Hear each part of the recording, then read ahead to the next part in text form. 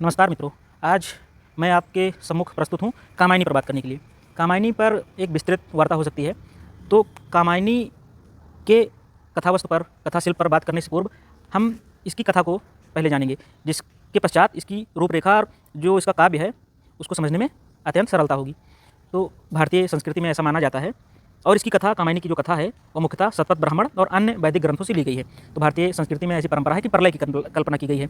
तो प्रसाद जी जहाँ से शुरू, वहाँ वो कहते हैं कि मनु जो हैं वो सभी चारों तरफ जल प्रलय हो गया और हिमालय पर एकांत व्यथित बैठे हुए हैं, कोई उनका सहारा नहीं है। और वहीं से उनकी कामायनी की शुरुआत होती है। वो लिखते हैं कि हिमगिर के उत्तुंग शिखर पर बैठ शिला की शीतल छाह, एक पुरुष भीगे नैनों से देख रहा था प्रलय प्रवाह। फिर श्रद्धा आती हैं, श्रद्धा उनको सहारा देती हैं और यहीं से इस महाकाव्य की शुरुआत होती है। श्रद्धा और मनु दोनों आपस में साथ रहते हैं। फिर कथा यहाँ से चलती है और कुछ समय पश्चात श्रद्धा और मनु संसर्ग क्रिया करते हैं और श्रद्धा गर्भवती हो जाती हैं।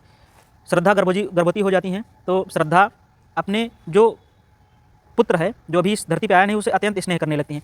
तो मनु यह देखते हुए ये सोचते हैं कि जो पुत्र अभी इस धरती पर भी नहीं आया, उसको पहले से इतना महत्व दिया जा रहा है, तो उसके बाद तो मुझे महत्व ही नहीं दिया जाएगा।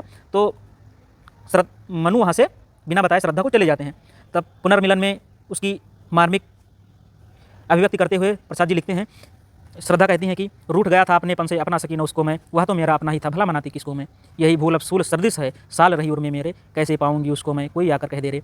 फिर श्रद्धा को एक स्वप्न आता है। उस स्वप्न में जिस मार्ग का अनुसरण करते हुए मनु आगे बढ़ते हैं, उसी मार्ग का अनुसरण करते हुए श्रद्धा भी उनके पीछे पीछे जाती हैं और उन्हें पता लगता है कि इड़ा के जाल में मनु फंसे हैं।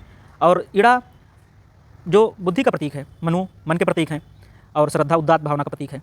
तो जब मनु वहाँ इड़ा के जाल में पड़े रहते हैं, वो एक वेदिका के पास पड़े रहते हैं और मदिरा में लिप्त श्रद्धा पहुँचती हैं, बहुत व्यथित हो जाती हैं देखकर।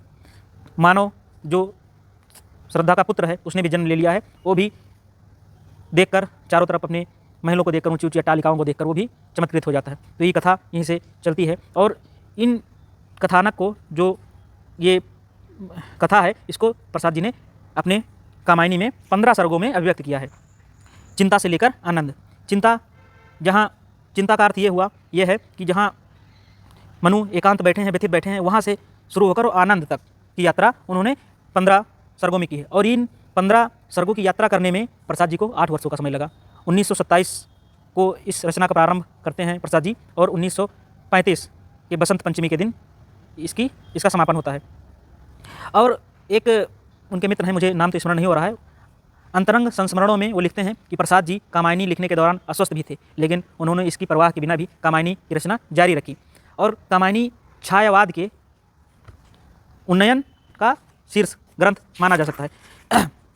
इसमें प्रसाद जी इसकी भूमिका में लिखते हैं कि कामायनी छायावाद की संभावनाओं और को उत्कर्ष और परिणाम तक ले जाने वाली बृहद रचना है।